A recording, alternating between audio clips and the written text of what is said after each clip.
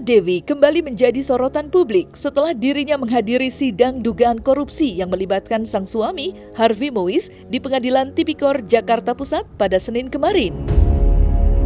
Dalam sidang tersebut, Sandra diperiksa sebagai saksi dan suasana menjadi tegang ketika hakim menanyakan kepemilikan tas mewah miliknya yang disita. Dengan nada tenang, Sandra pun diharuskan memperinci satu persatu dari total 88 tas mewah yang dimilikinya.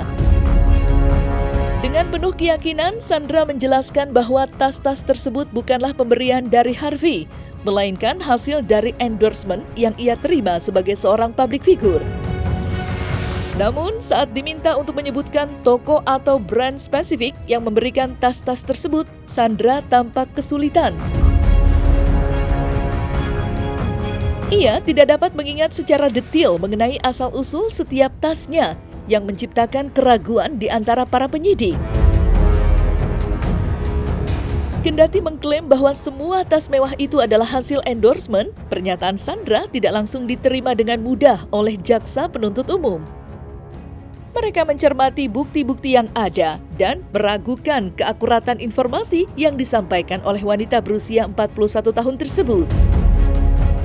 Situasi ini menggambarkan betapa rumitnya posisi Sandra dalam sidang tersebut. Di satu sisi, ia berusaha membela diri dan suaminya. Sementara di sisi lain, ia juga harus menghadapi tantangan dalam membuktikan keabsahan klaimnya.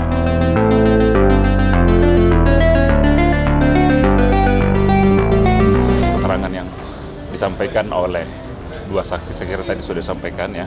Untuk Sandra Dewi, ya memang ada tadi penjelasan mengenai tas sekali lagi. Tapi kami melihat dari sisi JPU, ada beberapa yang tentu masih perlu dikonfirmasi sekali lagi karena ketika saksi menerangkan mengenai endorsement, kita sampai dengan persidangan tadi kita belum lihat dokumen perjanjiannya seperti apa. Kemudian tadi ketika misalnya salah satu teman JPU juga membacakan ya satu contoh perjanjian endorsement, ternyata juga tidak bisa dipastikan sebetulnya apakah itu sifatnya hanya pinjaman atau seperti apa, karena kita juga belum melihat secara detail ya bukti-buktinya. Saya kira itu sekali lagi kami sampaikan untuk kehadiran Bu Sandra Dewi hari ini sebagai saksi itu permintaan hakim ya dalam rangka sebetulnya untuk kepentingan pembuktian terbalik ya. Jadi sebagai istri dari terdakwa, khususnya untuk terdakwa Harvey Mois ya, ada beberapa penjelasan yang perlu diklarifikasi.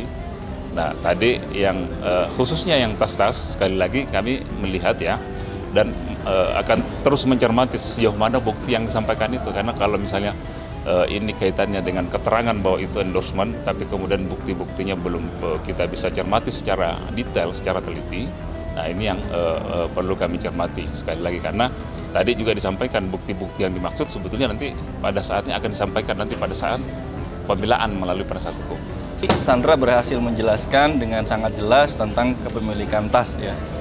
Nah, adapun berkaitan dengan tas sebagai benda bergerak, maka kemudian itu diserahkan pada penguasaan ya. Penguasaan pada Sandra, lalu Sandra mengaku itu tasnya dia dan itu diberikan oleh online shop toko. Nah, semua itu ada buktinya. Tadi mungkin teman-teman tadi nggak lihat ya, kita udah siapin daftarnya ya.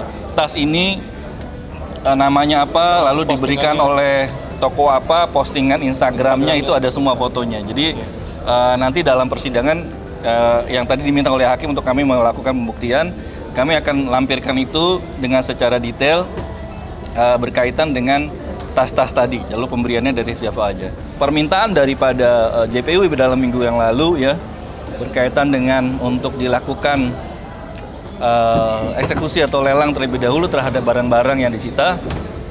Sekali lagi kami masih berkeberatan dengan hal tersebut. Yang pertama, di dalam persidangan pembuktian juga misalkan terhadap tas itu JPU juga tidak berhasil tentang membuktikan kaitan dengan kepemilikan tas tadi ya, asalnya.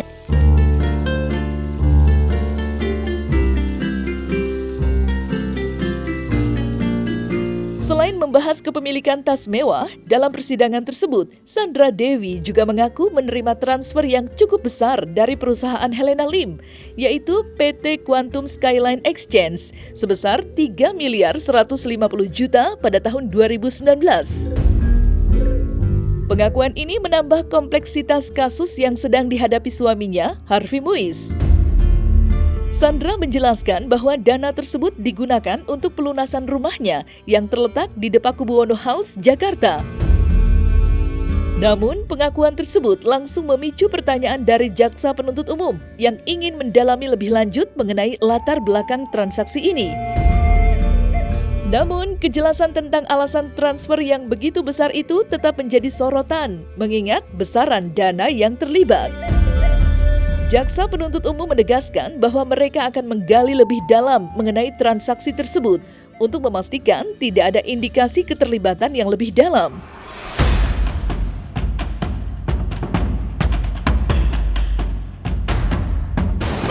Apakah saudari pernah menerima transfer uang total 3 miliar 150 juta?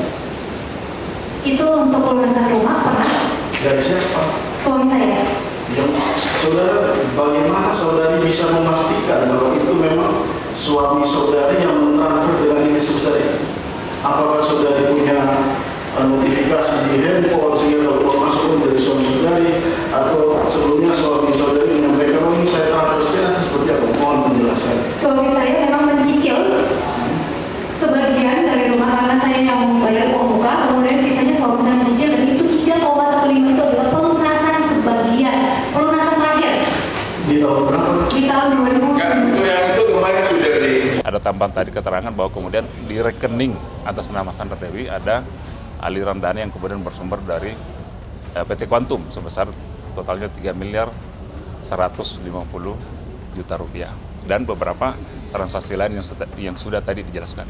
Jadi sebenarnya itu kan udah dijelasin ya tadi bahwa itu memang digunakan untuk pembayaran pelunasan daripada rumah ya. Dan itu melalui PT Quantum karena memang itu harus ditanya kepada Harvey ya. Mana kalau di situ berarti kalau dia keluarnya rupiah itu Harvey jual falas berarti. Jadi falas yang dipunya lalu dijual lalu dikirim dari Quantum langsung dikirim ke Sandra karena memang terhadap ke rumah itu dengan Sandra. Kemudian ada depositonya. Betul. 33 miliar ini. Iya, yang Ya. itu tabungan Di saya. Bank Mega. Iya. Apa yang tadi mulai jual tahun 2004 itu? 2004. Ya, jadi di rekening Bank Mega itu 100% hasil keringat saya dari tahun 2004 ya. Dan tidak pernah ada aliran dana atau transferan dari suami saya dan semua yang ada di sini di belakang saya tidak pernah. Jadi ini 100% hasil keringat saya dan sudah saya buktikan di rekening orang yang mulia. Enggak ya boleh. Pokoknya tidak ada yang diberikan suami saya kepada saya karena Satu pun tidak ada. ada yang mulai cincin kawin dan cincin pertunangan. Masih ada saya. Masih mau disita saya nggak kasih. Kenapa terjadi? Karena itu cincin pertunangan sama cincin kawin yang mulia. Sakral ya. Iya. Sakral. Nanti satunya hilang. Ya. Yang disita itu ada 141 emas. Ini Perhiasan ya? Perhiasan yang mulia. Cincin, gelang, kalung. Ya, saya menjelaskan karena ini klien saya semua yang protes yang mulia. Jadi selama 20 tahun saya bekerja, saya pernah menjadi 3 brand ambassador brand emas perhiasan jewelry yang mulia. Palace Jewelry, UBSO, dan yang paling aman ya, Sandra Dewi Gold selama jalan 6 tahun yang mulia. Jadi dari tahun 2018 sampai sekarang, setiap 2 minggu sampai 1 bulan kami memproduksi dan mendesain emas sekitar 5 sampai 24 tipe. Jadi selama bertahun-tahun ini, brand-brand yang mengontak saya sebagai brand ambassador memberikan saya perhiasan ini untuk saya pakai, kemudian saya promosikan, saya foto dan saya syuting, dan saya bikin video, bikin konten. Bukan diberikan kepada saudara. Diberikan kepada saya. Saya dipakai ya, dipakai dan dipromosikan, dan saya bisa membuat perhiasan bentuk apa saja, warna apa saja yang saya inginkan. Jadi semua yang disita ini adalah semua brand-brand saya, yaitu Sandra Dewi Gold, Palace Jewelry, UBSO, kemudian juga ada Maha Jewelry yang mengendorse saya, ada 71 dari Sandra Dewi Gold, 37 dari Maha Jewelry, kemudian ada 10 dari Special Luxury yang tokonya ada di ASA, kemudian juga ada perhiasan yang diberikan oleh PT Unilever Indonesia karena saya sebagai brand ambassador terlama mereka selama 8 tahun karena saya mengikrarkan beberapa produk dari PT Unilever, dan ada juga perhiasan dari Walt Disney Southeast Asia, yaitu Walt Disney dari Asia Tenggara yang mengontrak saya sebagai brand ambassador Disney Indonesia. Bentuknya apa? Mickey Mouse atau? Mickey Mouse yang mulia dan Disney juga. Mungkin Cartier ada. Saya akan jelaskan yang mulia satu persatu. Di tahun 2012 saya memulai yang namanya endorsement, yaitu bentuk periklanan yang menggunakan sosok yang terkenal, artis terkenal untuk mempromosikan suatu barang. Di tahun 2014 ada 23 lebih dari 23 toko-toko tas branded Indonesia ini yang endorse saya, yang memberikan saya tas. Di mana ketika mereka memberikan tas itu, saya mempromosikannya di sosial media saya yang mempunyai pengikut 24,2 juta followers. Di mana ketika tas-tas itu datang, saya promosikan, saya unboxing, saya buka kotaknya, saya posting kalau tas ini di-endorse oleh toko apa. Ini sudah 10 tahun saja, tidak ada ratusan tas yang mulai sebenarnya. Kalau di dalam dakwaan penuntut umum kan ada 88. 88. Tapi 88. betul, tapi sisanya yang tidak saya pakai, saya jual. Jadi tas-tas ini saya dapatkan, ketika saya pakai, saya foto. Kemudian saya posting. Jadi saksi saya banyak kalau tas-tas ini endorsement dan tidak pernah dibeli oleh suami saya, karena suami saya tahu saya sudah mendapatkan tas-tasnya dari tahun 2014. Itu ya? Betul. Tas-tas itu sudah 10 tahun saya mendapatkan endorsement dari lebih dari 23 tas toko tas-tas branded Indonesia yang meng-endorse saya.